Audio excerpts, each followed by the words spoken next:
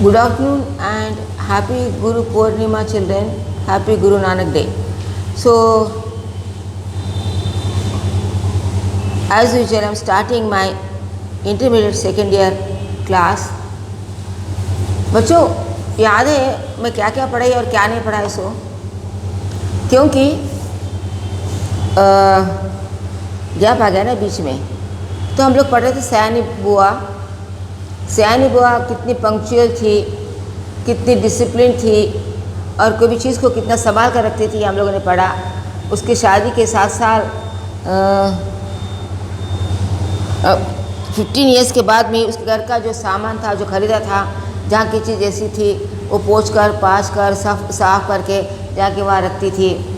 तब ये सयानी बुआ जब इस लड़के के साथ में रहती थी, ये सब साथ रहती, शायद वो टाइम पर वो अनमैरिड थी, शायद उसका विवाह नहीं हुआ था। तो इस लड़की की जिसकी बुआ थी यानी कि मनु भंडारी, तो उसके पिताजी अपनी बहन के बारे में बच्चे को बताते थे कि हमारी बहन ऐसी थी, तुम्हारी बुआ ऐसी थी। तो ये लड़की सोचती है कि अच्छा अगर मेरी बुआ ससुराल चले गई है और कभी वापस लौट कर नहीं आना। और जब उसने ये सोचा तो उसका बाय चांस उसको उसके घर में ही जाकर पढ़ने के लिए जाना पड़ा और वहाँ पर एडजस्ट होने में उसको थोड़ा टाइम लग गया। और जो जिसको हम लोग बुआ के पति को हम लोग कहते हैं हिंदी में फूफा जी, और ये जो लेखिका है वो उनको भाई साहब नाम से पुकारती थी। और सबसे अच्छे आदमी इसको वही लगते थे, क्योंकि आजकल के बच्चों को, तुम लोगों को जो डिसिप्लिन होते हैं, जो रिस्ट्रिक्शंस में रखते हैं, वो पसंद नहीं आता। तो इस लड़की को भी वो बुआ बिल्कुल पसंद नहीं आती थी, पर वहाँ पर मजबूरी थी। और उस बुआ की एक छोटी सी लड़की थी अनु, और वो अनु के ऊपर उसको ज़्यादा तरस आता था, क्योंकि बुआ ने इसको बड़े स्ट्रिक्टली रखा हुआ था। यहाँ तक हम लोगों ने पढ़ा है। और इसने देखा कि बुआ जी जो थी खाने पीने में भी बहुत कंट्रोल रखती थी, बड़ा उसका बैलेंस डाइट रखती था। खाने पीने का समय ब्रेकफास्ट में ये खाओ, ब्रेकफास्ट में नाश्ते में ये टाइम पर खाओ, इसके बाद खाना नहीं मिलेगा, दोपहर के लंच में ये रहेगा, यानी कि हर चीज़ में उसका एक टाइम टेबल था, उसके अनुसार चलती थी। इतना होने के बाद भी उसकी जो लड़की थी अनु, वो यहाँ पर क्या हो गया, बीमार हो गई। और जब बीमार हो गई तो उसका बहुत सारा इलाज किया गया, पर डॉक्टर कहा कि इसको कोई बीमार नहीं है। तब उसको डॉक्टर ने ये सलाह दी कि इसको कोई हिल स्टेशन पर लेकर जाना चाहिए, पहाड़ी जगह पर लेकर जाना चाहिए। और उसके साथ में जो फूफा जी थे, जो भाई साहब थे, उनको यहाँ पर दिक्कत मालूम हो गई, क्योंकि ये जो बुआ जी जो थी, ये लड़की को लड़की के साथ खुद जाना चाहती थी वो, और ये फूफा जी को मालूम था कि वो उसके साथ में लेकर जाएंगे।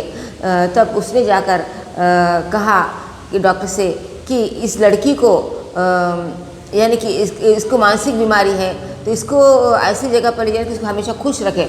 जब बुआ जी साथ में जाएंगे तो लड़की खुश नहीं रह सकती। तब इस फूफा जी ने, ये भाई साहब ने जाकर डॉक्टर से सलाह मशवरा किया और उनको मना लिया, और वो पहाड़ी इलाके जाने के लिए भाई साहब उसके साथ में चले गए।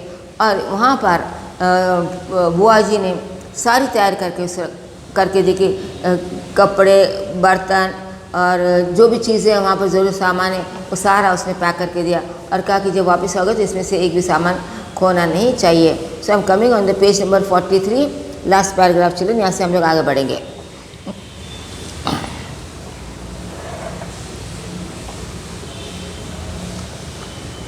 आखिर डॉक्टरों के कई प्रकार की परीक्षाओं के बाद राय दी कि बच्ची को पहाड़ पर ले जाया जाए और जितना अधिक उसे प्रसन्न रखा जा सके रखा जाए, सब कुछ उसके मन के अनुसार हो, यही उसका सही इलाज है।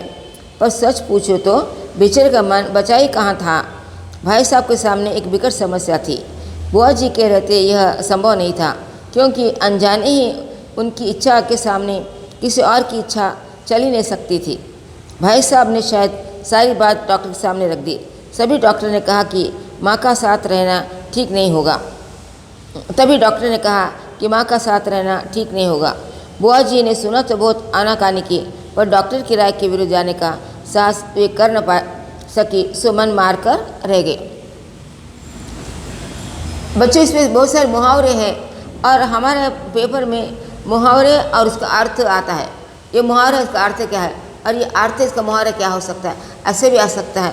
तो यहाँ पर उसने बताया कि मन मार कर रह गए, यानी कि उसको जाने की बड़ी इच्छा थी पर यहाँ पर उसको मजबूर उसको रुक जाना पड़ा।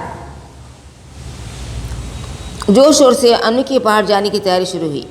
पहले दोनों के कपड़ों की लिस्ट बनी, फिर जूतों की, मोजों की, गर्म कपड़ों की, ओढ़ने बिछाने के सामान की, बर्तनों की। इन चीज़ रखते समय वे भाई साहब को सख्त हिदायत कर देती थी कि एक भी चीज़ खोनी नहीं चाहिए। यानी कि इसने इसको सारा सामान बड़े सलीके से दिया कि जो जो ज़रूरी सामान है वो उसको उसने साथ में दिया। कपड़े लत्ते, मोजे, जूते, शू, क्या कि गर्म कपड़े, बिस्तर सोने के लिए, ओढ़ने के लिए और जो कुछ भी ज़रूरी सामान था उसने कहा। और ये सामान लेकर तो जा रहे हैं पर वापसी में इसको पूरी तरीके से संभाल कर लेकर आना। देखो यह फ्रॉक मत खो देना, 7 रुपये मैंने इसकी सिलाई इसकी वे सिलाई दी है। यह पहले मत तोड़ देना वरना 50 रुपये का सेट बिगड़ जाएगा। बच्चों उस ज़माने में 7 रुपये में सिलाई आती थी, आजकल आती है नहीं आती है। पर उसने कहा कि ये फ्रॉक घुमाना नहीं क्योंकि इसकी सिलाई मैंने 7 रुपये दिए, वो 7 रुपये इसके लिए बहुत ज़्यादा थे। और कहा कि ये जो ग्लास का जो सेट है इसको भी प्याले यानी कि ग्लास इसको भी तुम तोड़ना फोड़ना नहीं क्योंकि इसको मैंने 50 रुपये में ख़रीदा है। अगर मैं एक ग्लास भी टूट गया तो 5 ही ग्लास बचेंगे या 11 ही ग्लास बचेंगे और मेरा सेट खराब हो जाएगा। इसलिए उसने समझा बुझा कर बार बार बताकर कहा कि इसको इन चीज़ों को तुमको खोना नहीं चाहिए। और हाँ, ग्लास को तुम तुच्छ समझते हो, इसकी परवाह नहीं करोगे, पर देखो ये 15 बरस की मेरे पास है और कहीं खरोच तक नहीं है, तोड़ दिया तो ठीक नहीं होगा। उसने कहा कि ग्लास ही है ना तो तुम इसको बड़े केयरलेसली यूज़ करोगे, पर ये 15 साल से मैंने इसको सजो कर रखा है, संभाल कर रखा है और ये छोटी मोटी चीज़ मेरे लिए नहीं है क्योंकि मैंने 15 साल से इसको जतन करके रखा है। अगर तुम इसको क्या करेंगे कि एक लाइन खरोच भी आ गई, कहीं गिर गया, कहीं टुकड़ा भी अगर इसका घिस गया तो इसके लिए मैं तुमको मतलब माफ़ नहीं करूँगी। प्रत्येक वस्तु की हिदायत के बाद वह अनु पर आई। वह किस दिन किस समय क्या खाएगी उसका मेनू बना दिया गया। कब कितना घूमेगी, क्या पहनेगी, सब कुछ निश्चित कर दिया। यानी कि कितनी वो पंक्चुअल थी, कितनी डिसिप्लिन थी कि उसने अनु को भी कहा कि तुम यहाँ गए तो ये कपड़े पहना, वहाँ गए तो ये कपड़े पहना, कितने देर कहाँ पर घूमना है, कहाँ पर जाना है, कौन से समय पर क्या खाना है, कितने बजे उठना है, कितने बजे सोना है, सब कुछ उसने क्या टाइम टेबल बनाकर उसको भी दे दिया था। मैं सोच रही थी कि यहाँ बैठे बैठे ही बुआ जी ने इन्हें ऐसे बांध दिया कि बेचारे अपनी इच्छा के अनुसार क्या खा करेंगे। सब कह चुकी तो ज़रा अर्ध स्वर में बोली, कुछ अपना भी ख्याल रखना, दूध फल बराबर खाते रहना। हिदायत कि इतनी लंबी सूची के बाद भी उन्हें यह कहना पड़ा, जाने तुम लोग मेरे बिना कैसे रहोगे, मेरे तो मन ही नहीं मानता। हाँ, बिना भूले रोज़ एक चिट्ठी डाल देना। तो उसने कहा कि मुझे तो तुम जा रहे तो अच्छा नहीं लग रहा है, पर मेरे सिवाय तुम कैसे रहोगे, क्योंकि हर चीज़ में वो दखल देती थी। हर चीज़, एक चीज़ वो भी अच्छी थी कि वो हर चीज़ में मतलब कितना संभाल कर बचा कर रखती थी। ये भी बात अच्छी है ना बच्चों कि अपना कोई ख्याल करने वाला है, नहीं तो अपन कभी खा रहे, कभी उठ रहे, कभी सो रहे, कभी कुछ जो मन में आए करें, ये बात भी तो ठीक नहीं है ना। पर आजकल के बच्चे इस बात को नहीं मानते। और उसने कहा कि ठीक है, मगर मेरा मन तो तुम जाने के बाद नहीं लगेगा, पर तुम एक काम ज़रूर करना कि जब जाओगे तो रोज़ मेरे लिए एक चिट्ठी लिख कर देना कि आज तुमने क्या किया, और उसका जवाब मैं बराबर तुमको देती जाऊँगी। आखिर वह क्षण भी आ पहुँचा जब भाई साहब एक नौकर और अनु को लेकर चले गए। बुआ जी ने अनु को खूब प्यार किया, रोई भी। उनका रोना मेरे लिए नई बात थी। उस दिन पहली बार लगा कि उनकी भयंकर कठोरता में कहीं कोमलता भी छिपी है। जब तक तांगा दिखाई देता रहा वैसे देखती रही। उसके बाद कुछ क्षण निर्जीव सी होकर पड़ी रही, पर दूसरे दिन से घर फिर वैसे ही चलने लगा। यानी कि बच्चों क्या है कि मैं समझती हूँ कि बुआ जी का जो रूल्स थे, नियम थे, वो शायद गलत भी नहीं हो गए, क्योंकि अगर वो इतनी सख्त नहीं रहती तो ये लोग कहीं कैसे भी रह सकते थे। और एक तो उसका माँ का भी हृदय है, औरत का हृदय है, औरत का हृदय बड़ा ममता प्रेमी होता है, तो इसने क्या किया, जब अनु जा रही थी तब उसने सब कुछ समझा दिया और बाद में उसने समझा, उसके बाद खूब प्यार भी किया और उसके जाने से इसको बड़ा दुख हुआ, वो रोने लगी। और इस मनु भंडारी या जो लेखिका है उसने देखा कि पहली बार शायद ये बुआ जी रोई थी। पर भीषण का दुख तो सभी को होता है ना बच्चों, ये तो इसकी माँ ही थी, तो उसको बुरा लगा। पर उसने चलो भाई, जाने के बाद कुछ देर तक उस बात को याद करके वो बैठी रही और बाद में उसने अपने आप को संभाल लिया और दूसरे दिन से अपना रूटीन वर्क उसने शुरू किया। भाई साहब का पत्र रोज़ आता था जिसमें अनु की तबीयत के समाचार रहते थे। बुआ जी भी रोज़ एक पत्र लिखती थी जिसमें अपनी उन मौखिक हिदायतों को लिखित रूप से दोहरा दिया करती थी।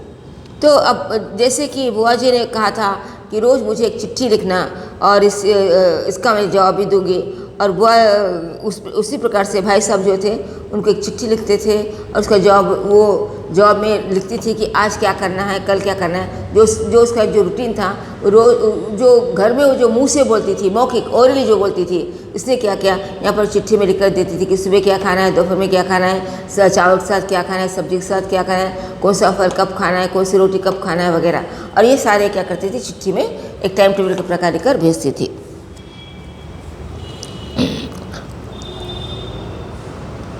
पत्रों की तारीख में अंतर रहता था।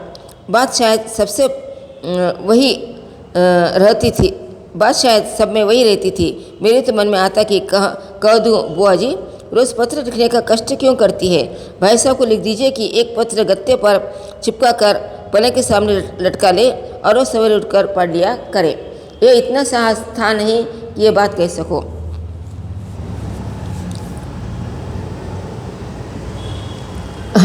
तो ये लड़के ने कहा कि रोज़ आप इतने चिट्ठी लिखती है, फिर वहाँ से चिट्ठी आती है, तुम रोज़ लिखने का कष्ट करती है, तुम इसमें क्या करो, तुम एक गत्ता, एक बड़ी सी लिस्ट बना दो, एक 8 दिन की, 10 दिन की, जो महीना भर जो गए हैं, और उसको क्या करो पलंग के पास रख दो और रोज़ का रोज़ उसको पढ़कर उसके अनुसार तुम काम करो। पर बोलती कि ये बोलने का साहस मुझ में नहीं था, क्योंकि जो बुआ जी थी वो बड़ी स्ट्रिक्ट थी और उसके सामने कोई बात करने का किसी को साहस नहीं रहता था।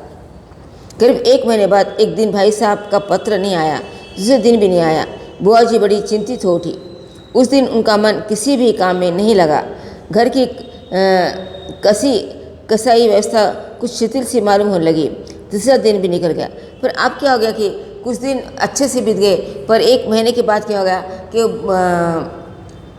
भैया जी का पत्र नहीं आने लगा, नहीं आया। पहले दिन राह देखी नहीं आया, दूसरे दिन राह देखी नहीं आया, तीसरे दिन राह देखी नहीं आया। तब इसको बड़ी चिंता होने लगी कि अब क्या करेगा। और उसकी जो घर की जो व्यवस्था थी, जो रूटीन जो था, सुबह से शाम तक जो काम करती थी, वो काम में थोड़ी सी रुकावट आ गई या थोड़ी शिथिलता आ गई कि वो सही समय पर सही काम वो कर नहीं पा रही थी, क्योंकि उसका मन विचलित हो उठा था कि क्यों नहीं आया पत्र, क्या हुआ होगा। हमारा मन भी कभी कभी कोई इंसान आने वाला रहता है, कभी लेट हो जाता है, कभी कुछ कारण से नहीं आ पाता, तो हमारे मन में अलग अलग प्रकार के विचार आते हैं। और ज़्यादातर बच्चे इस समय में निगेटिव विचार ही ज़्यादातर आते हैं कि क्या हुआ होगा, कहीं ऐसा तो नहीं हुआ होगा, क्यों कहीं उसको तो मार तो नहीं लगा होगा, क्यों गिर तो नहीं गया। यानी कि ये जो हम मनुष्य का एक स्वभाव है, मनुष्य की टेंडेंसी है कि हम क्या करते हैं कि अपने लोगों को जब हम लोग बहुत ज़्यादा चाहते हैं तो उसके आने में अगर कुछ ही देर हो जाए तो हम उसके बारे में चिंतित हो उठते हैं। उसी प्रकार से बुआ जी भी चिंतित हो उठी थी। अब तो बुआ जी की चिंता का पार नहीं रहा। रात को वे मेरे कमरे में आकर सोई, पर सारी रात दुख स्वप्न देखती रही और रोती रही, मानो उनका वर्षों से जमा हुआ नारित्व पिघल रहा था और पूरे वेग के साथ बह रहा था। वे बार बार कहती कि उन्हें सपने में दिखाई कि भाई साहब अकेले चले आ रहे हैं, अनु साथ नहीं है और उनकी आंखें भी लाल है, और वे फूट फूट को रो पड़ती। मैंने बताया ना बच्चों कि जब देर हो जाती है, हम बहुत चाहते हैं, जब इंसान आ नहीं पाता है, उसका भी कुछ कारण, कभी कुछ मजबूरी रहती है, पर हमारा मन जो है, क्योंकि वो हमसे दूर है, और हमारा मन क्या करता है कि अलग अलग निगेटिव सोचता है, नकारात्मक विचार हमारे मन में आने लगते हैं। और इस जो हमारी बुआ जी थी, वो उसमें तो एक इंसान का मन था, तो उसको अब एक प्रकार का डर, एक प्रकार का निगेटिव थॉट्स आने लगा था कि कहीं बुआ जी, कहीं फूफा जी बीमार तो नहीं हो गए, क्या अनु को कुछ तो हो गया होगा। और वो बार बार सपने में देखती थी और रोती थी और वो कहती थी कि मुझे ऐसा लग रहा है कि जो भाई साहब है वो अकेले आ रहे हैं, उनके साथ अनु नहीं है और रो रहे हैं। यानी कि बिल्कुल निगेटिव थाट जो नहीं सोचना चाहिए वो सोच के परेशान हो रही थी और इसी प्रकार से उस दुखद समाचार से, दुखद विचार से वो रोती जा रही थी। मैं तरह तरह से उन्हें आश्वासन देती पर बस वे तो कुछ सुन नहीं रही थी। मेरा मन भी कुछ अनु के ख्याल से, कुछ बुआ जी की दशा देकर बड़ा दुखी हो रहा था। और ये इसको समझाने की कोशिश करते, हम भी तो ढाढ़स बन जाते कि नहीं ऐसा नहीं, ऐसा होगा, ऐसा करा होगा, शायद उनको ट्रेन लेट हो गई, शायद उनको निकलने में देर हो गई होगी, शायद उनका डॉक्टर का अपॉइंटमेंट बराबर नहीं होगा। ऐसे कई विचार से वो समझाने की कोशिश कर रही थी, पर बुआ जी जो थी समझने का नाम नहीं ले रही थी, क्योंकि उसके मन में एक प्रकार का डर बढ़ गया था कि कुछ अनहोनी न हो जाए अनु के साथ में। और ये जो हमारी लेखिका थी उसको समझाने की कोशिश कर रही थी, पर हमारा मन जो है जब गलत रास्ते पर सोचता है तो हमारा मन कोई अच्छी बात सोचने के लिए तैयार ही नहीं होता है। तभी नौकर ने भाई साहब का पत्र ला कर दिया। बड़ी वेगता से कांपते हाथों से उन्हें उसे खोला और पढ़ने लगे। यानी कि कुछ दिन के बाद में क्या हो गया, फिर भाई साहब का पत्र आया और वो क्या करे कि ये लोग क्या करे कि हाँ बहुत दिन के बाद आया ना, तो हमारे में एक उत्सुकता होती है, एक रहते कि इसमें क्या होगा, और सभी क्या करें उस पत्र को देखने लगे। तो बुआ जी को भी डर था कि इस पत्र में क्या लिखा होगा। उसने भी डरते डरते कांपते हाथों से पत्र को खोला और पढ़ने लगी। मैं भी सांस रोककर बुआ जी के मुंह की ओर देख रही थी। एकाएक पत्र फेंक कर सिर पीटती बुआ जी चीख कर रो पड़ी। मैं थक से रह गई। अब देखो बच्चों, जब चिट्ठी हाथ में ये बुआ जी जोर से चीख मार कर रो रही है तो हमारे मन में तो एक अनहोनी घटना की तो बात याद आएंगी कि अनु को क्या हो गया होगा, सचमुच भी अनु को ऐसा हुआ होगा क्या। और ये जो लेखिका थी वो भी क्या हो गई, स्टंट हो गई कि अरे ऐसे क्या हो गया कि बुआ जी इतने जोर जोर से क्यों रो रही है। आगे कुछ सोचने का साहस भी नहीं होता था। आंखों के आगे अनु की भोली सी नन्ही सी तस्वीर घूम गई। तो क्या अब अनु सचमुच इस संसार में नहीं रहे? ये सब कैसे हो गया? मैंने साहस करके भाई साहब का पत्र उठाया और लिखा था। तो मैंने बताया ना कि अनहोनी घटना में उस बात का जिक्र नहीं करना चाह रही थी। तो उसने कहा क्या है, अनु का सचमुच ऐसा हो गया होगा क्या अनु सचमुच चले गई होगी क्या इस दुनिया से, अनु का ऐसा साथ कैसे हो गया। और फिर हम क्या करते, उस इंसान के बारे में, उसके अच्छे के बारे में, उसके बारे में हम लोग क्या करते, बार बार सोचते हैं कि अरे वो कितनी अच्छी थी, वो ऐसा करती थी, वो वैसा करती थी। उसकी बातों को हम लोग क्या करते, याद करते हैं। और उसी प्रकार से ये भी क्या करी थी, जब बुआ जी रोने लगी तो ये भी उसको इस बातों को याद करने लगे और उसको भी बड़ा दुख हो रहा था कि सचमुच ही अनु के साथ में ऐसी दुखद घटना हो गई क्या। और उसने क्या किया, जो फूफा जी का जो पत्र था उसे लेकर उसने क्या किया, उसको पढ़ने की कोशिश की। और इसमें क्या लिखा पढ़ेंगे। प्रिय सयानी, समझ में नहीं आता किस प्रकार तुम्हें ये पत्र लिखूं, किस मुँह से तुम्हें ये दुखद समाचार सुनाओ। फिर भी रानी, तुम इस चोट को धैर्यपूर्वक सह लेना। जीवन की दुखी घड़ियाँ भी आती है और उन्हें साहसपूर्वक सहने में भी जीवन की महानता है।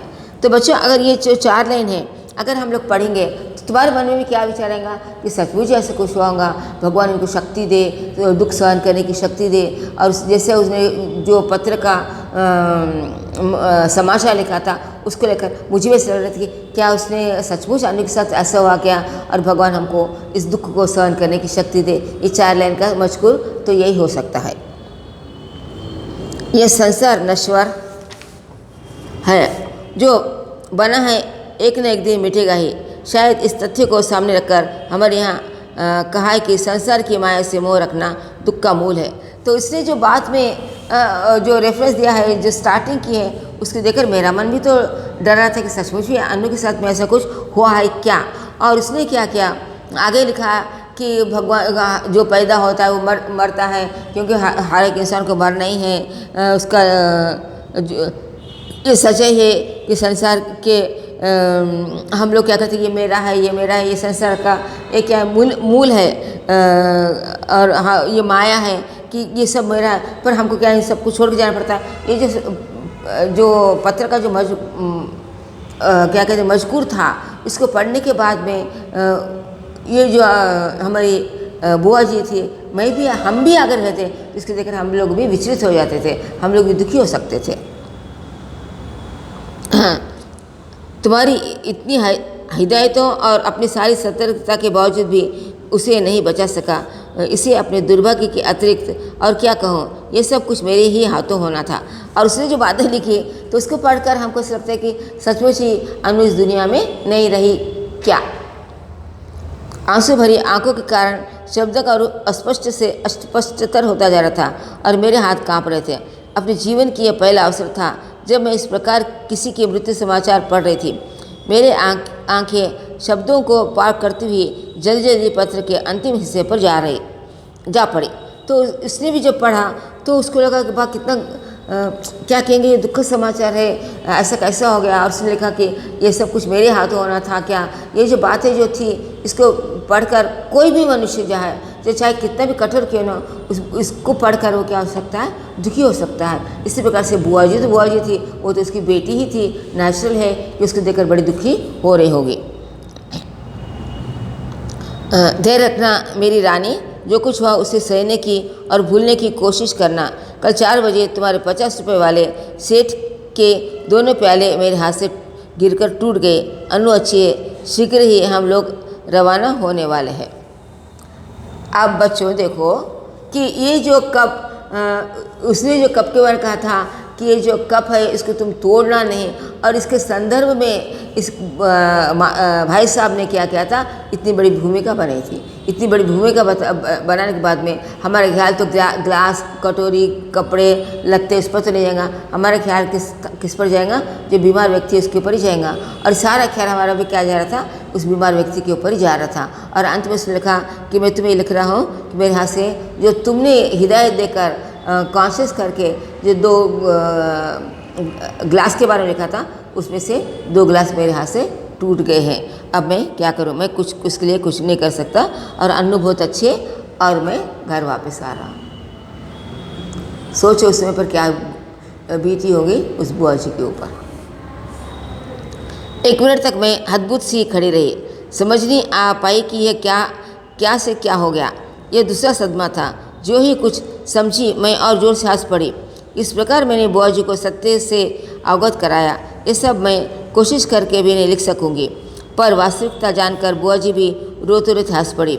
5 आने की सुराही तोड़ देने पर नौकर को बुरी तरह पीटने वाली बुआ जी 50 रुपये वाले सेट के प्याले टूट जाने पर भी हंस रही थी। दिल खोलकर हंस रही थी, मानो उन्हें स्वर्ग की निधि मिल गई। क्योंकि तुम क्या सोचोगे बच्चों, बुआ जी क्यों हंस रही थी? क्योंकि ग्लास टूट के अच्छा नहीं था, बहुत दिनों के खरीदना था, ऐसा नहीं था। उसने जो निगेटिव थॉट सोचा था, उसने जो नकारात्मक विचार सोचे थे, उसने जो अपने बेटी के बारे में सोचा था, और जो उसने लिखा था उस पर हमारा मन भी उसी बात के ऊपर जाता है कि शायद अनु को कुछ हो गया होगा। और जब उसने देखा कि अनु सही सलामत है, अनु स्वस्थ है और वे वापस आ रहे हैं, और अब उसके मन में लगा कि ग्लास टूटा तो टूटा, अच्छा हो गया, पर मेरी अनु तो सही सलामत है और वो वापस आ रही है। और उस खुशी से आज वो दिल खोलकर हंसने लगे, और इतने सालों से उसके मन में जो गुब्बार भरा हुआ था हंसी का, वो क्या होगा, फूट पड़ा। तो ये मनुष्य का क्या है, एक स्वभाव होता है, और स्वभाव को हम लोगों ने यहाँ पर पढ़ा है। तो आई बात समझ में क्या नहीं आई? आई तो इसका सारांश आ सकता है बच्चों, संदर्भ भी आ सकता है और क्वेश्चन आंसर्स भी आ सकते हैं।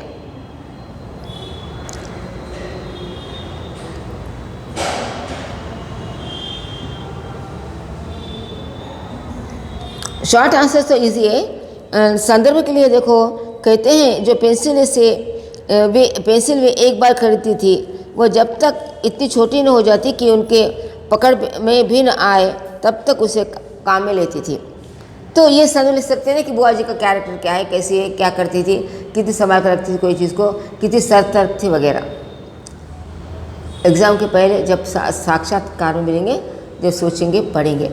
बच्चों हम लोग के पास स्टडी मटेरियल भी मिलता है, उसको खरीदो एक बार को, और पढ़ने की एक बार कोशिश करो बच्चों। पता नहीं हमको कितना समय मिलेगा और हम कितने समय तक पढ़ा सकेंगे। जहाँ तक हो सकेंगे मैं तुमको पढ़ाऊँगी, समझाऊँगी, पर अगर नहीं हो सका तो तुमको क्या करना है, उसके बारे में सोचकर पढ़ना है। तो बुआ जी की गृहस्थी जब में 15 वर्ष बीत चुके थे, पर उनके घर का सारा सामान देखकर लगता था मानो सब कुछ अभी कल ही खरीदा है। फिर ये वही बात है कि बुआ जी सामान कितने अच्छी तरह से संभाल कर रखती थी और उसने कितना अच्छे संभाल कर रखा था। 15 साल पहले जो उसने गृहस्थी जमाई थी और गृहस्थी में जो जो चीज़ें खरीदी थी उसने कितने संभाल कर रखी थी और ऐसा लगता था कि उन चीज़ों को देखकर उसने शायद वो कल ही खरीदी होंगी, ऐसा उनके मन में विचार आता था। इस संदर्भ में हमको लिखना है। और सयानी बुआ का सारांश था हमको इसलिए 5-6 वाक्यों में है, 5-6 वाक्यों में लिखना बिल्कुल असंभव है, तो इसको ज़्यादा लिखना पड़ेगा, 1.5 या 2 pages. Then we got the 3-4 वाक्य में उत्तर दो। ये भी बड़े अच्छे, ये छोटे छोटे हम लिख सकते हैं। The short answers are there, don't write the answer in 1 word. उसने कहा कि एक शब्द में उत्तर दो, एक शब्द में नहीं, एक वाक्य में उत्तर देना हमको बहुत ज़रूरी है। Okay, thank you children.